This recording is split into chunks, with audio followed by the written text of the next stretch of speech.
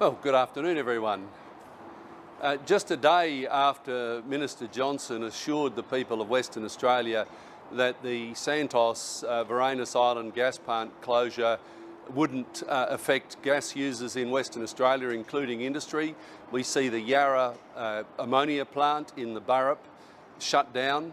We don't know how long that's going to be shut down for, but we do know that that is the state's largest exporter of ammonia and a major industry in the Pilbara.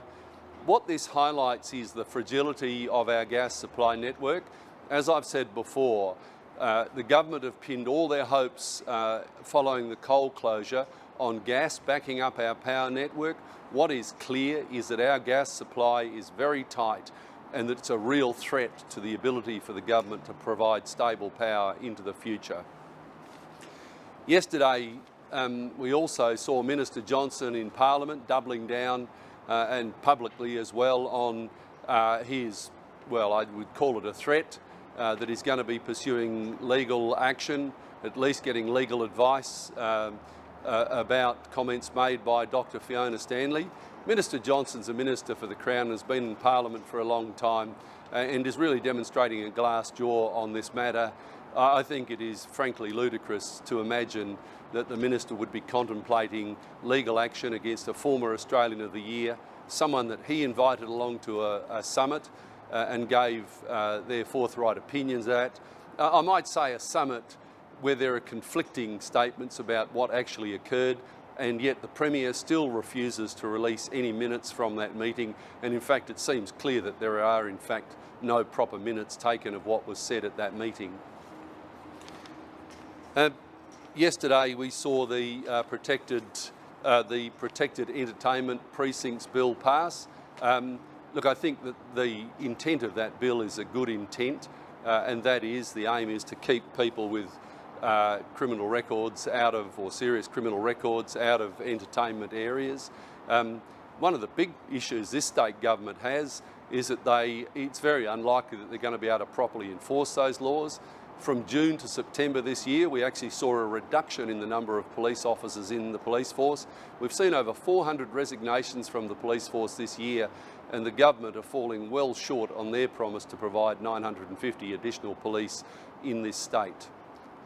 Any follow-up or questions of the day? Just on the Fiona Stanley issue, the seeking of legal advice in relation to that, is that a good use of taxpayer money by Minister Johnston?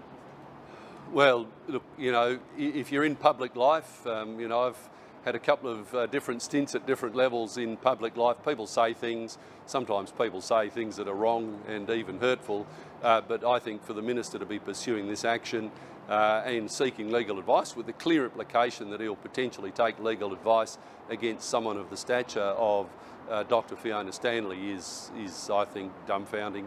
And I do think that this is a misuse of public money. You know, let's not forget, Minister Johnston, maybe he should reflect on both the Premier and the Attorney-General's defamation actions where they didn't have much luck in the past.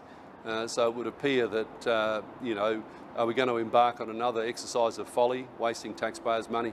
If there isn't a recording or minutes or official notes taken from the meeting, it's really just a he said and she said, isn't it? There's no real way to determine. No, exactly. It would appear to come down to exactly that, a he said, she said. And you know, given that this was the Premier's response to the terrible stories that have come out about Banksia Hill, but more particularly about the whole juvenile justice system, why do we have a minute where we're just relying on why do we have a meeting where we're just relying on anecdotes? Why weren't proper minutes taken, proper recording of the outcomes of that meeting? It would be more than he said, she said, though. But there were witnesses to those exchanges, including the Premier, who said that he didn't say it. Well, just imagine the unedifying prospect of the Premier, the Minister and other senior public servants giving evidence in a defamation trial against a former Australian of the Year. I mean, this is just ridiculous.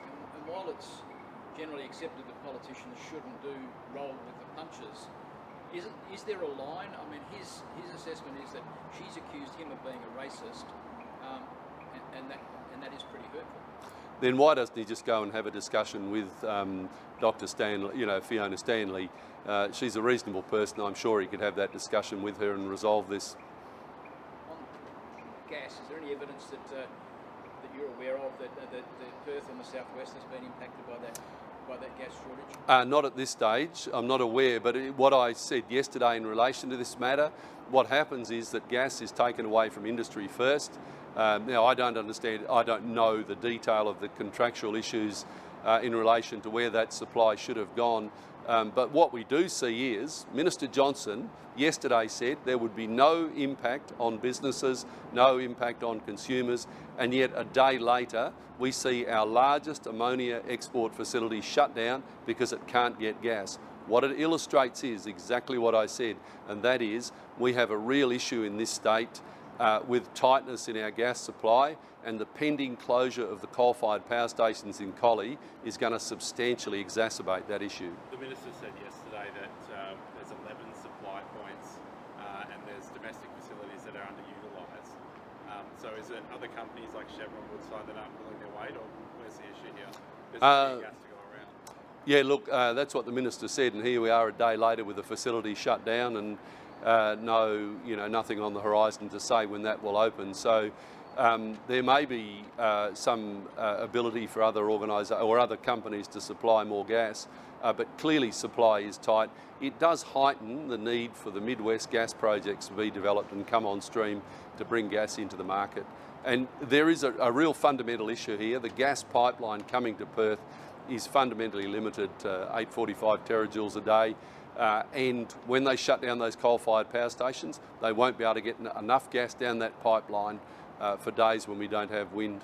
On those PEP laws, the opposition did have objections to that legislation, that bill, and yet it did vote for it in the end. Does the Liberals still see, or the opposition still see, that there are problems with that bill? And therefore, why did you vote for it? What we expressed, and we supported the intent of the bill, we expressed concerns on a couple of issues. The first issue was, whilst you're keeping criminals out of these precincts, you're just moving them to other precincts, so such as Leederville, which is nearby to Northbridge.